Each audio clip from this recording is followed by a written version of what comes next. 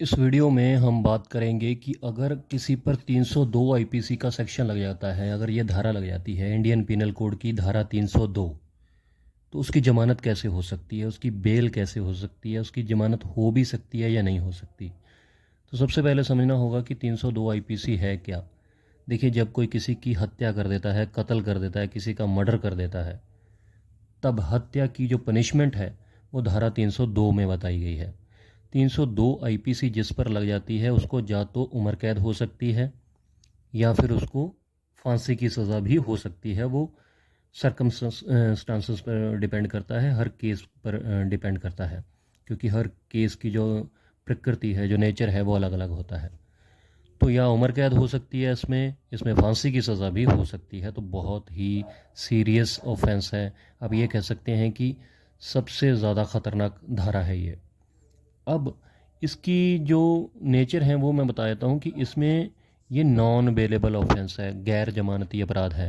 गैर जमानती का मतलब होता है कि जिसकी जमानत जो है वो पुलिस स्टेशन में नहीं होती है। जो बेलेबल ऑफेंस होते हैं ना, जो सिर्फ जमानती अपराध होते हैं, उनकी जमानत पुलिस स्टेशन में हो जाती है। लेकिन जो नॉन बेलेबल होते हैं उनकी ज़मानत की एप्लीकेशन लगानी पड़ती है कोर्ट में, और वो कोर्ट पे डिपेंड करता है कि ज़मानत देनी है या नहीं देनी है।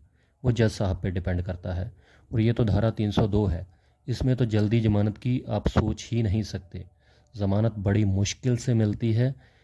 डिपेंड करता है कि उस केस में आपका रोल कितना है। हो सकता है कई बार दोषी बहुत ज़्यादा होते हैं, मतलब किसी का कत्ल हुआ और जो दोषियों के नाम लिखवाए गए, कई बार 10-15 दोषियों के नाम लिखवाए जाते हैं कि इन्होंने मिलकर मारा है। तो उसके आप में मतलब आपके सर्कमस्टेंसेस देखे जाते हैं, आपकी जो गवाहियाँ हैं, विटनेसेस की गवाहियाँ पढ़ी जाती हैं। उसके बाद देखा जाता है कि आपका रोल कितना है। तो वो उस पर डिपेंड करता है। कई बार कोर्ट को अगर लगता है कुछ ख़ास परिस्थितियों में तो आपको ज़मानत मिल सकती है। ये सेशन कोर्ट ट्रायल है। सेशन कोर्ट एक तो लोअर कोर्ट होते हैं, जेएमआईसी जूनियर मजिस्ट्रेट फर्स्ट क्लास, उनकी अदालत में कुछ केस चलते हैं। लेकिन ये जो केस है, क्योंकि इसकी सज़ा ज़्यादा है, तो ये सेशन ट्रायल है। देखिए, सबसे पहले ये मैं बता देता हूँ कि नॉन कंपाउंडेबल भी है। कंपाउंडेबल का मतलब होता है जिसमें समझौता हो सकता है, लेकिन ये नॉन कंपाउंडेबल है, मतलब गैर समझौतावादी है। इसमें दोनों पार्टियां अगर राज़ीनामा करना भी चाहें ना, मतलब जिनका बंदा कोई मरा है वो फैमिली और जिसने मारा है वो फैमिली आपस में राज़ीनामा करना चाहें तो भी नहीं हो सकता है, क्योंकि ये नॉन कंपाउंडेबल है। अब होता क्या है कि सबसे पहले आपको ज़मानत करवाने के लिए, बेल करवाने के लिए एक बेल एप्लीकेशन लगवानी पड़ेगी एडवोकेट के थ्रू, वकील के थ्रू। कहाँ पे लगेगी ये एप्लीकेशन? ये लगेगी सेशन कोर्ट में। यहाँ पर ट्रायल चल रहा है तो वहाँ पर बेल एप्लीकेशन लगेगी। बेल एप्लीकेशन पर आर्गूमेंट्स होंगे, बहस होगी, रिकॉर्ड मंगवाया जाएगा। उसके बाद कोर्ट जो है या तो बेल एप्लीकेशन को डिसमिस करेगा, खारिज करेगा, बेल नहीं देगा, या फिर उसको अलाउ करेगा या बेल दे देगा। तो ज़्यादातर मामलों में, क्योंकि 302 का मामला है, परसेंटेज जो है वो ज़्यादातर मामलों में डिसमिस हो जाती है आपकी बेल। लेकिन ये भी डिपेंड करता है कि आपको कस्टडी में कितना टाइम हो गया है। आपको कस्टडी में 1 साल हो गया है, 2 साल हो गए हैं, 5 साल हो गए हैं, ये भी डिपेंड करता है।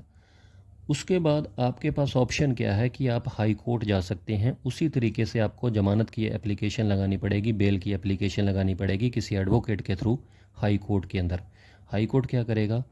कंसर्न थाने से, कंसर्न कोर्ट से उसका पूरा रिकॉर्ड मंगवाएगा, उसी एफआईआर का जिसमें आपको 302 आईपीसी के सेक्शन में अरेस्ट किया हुआ है।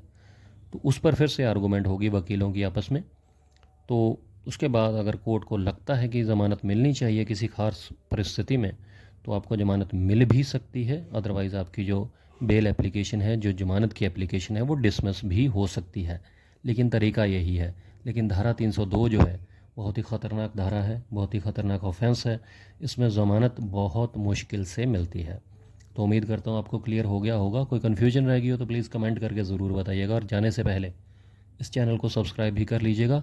और वीडियो कैसी लगी लाइक ज़रूर कीजिएगा, कमेंट करके बताइएगा कि कैसी लगी वीडियो। नेक्स्ट वीडियो में इसी तरीके से किसी और जुडिशियल पॉइंट पर बात करेंगे, बिल्कुल सिंपल तरीके से, सिंपल भाषा में, सिंपल शब्दों का प्रयोग करते हुए।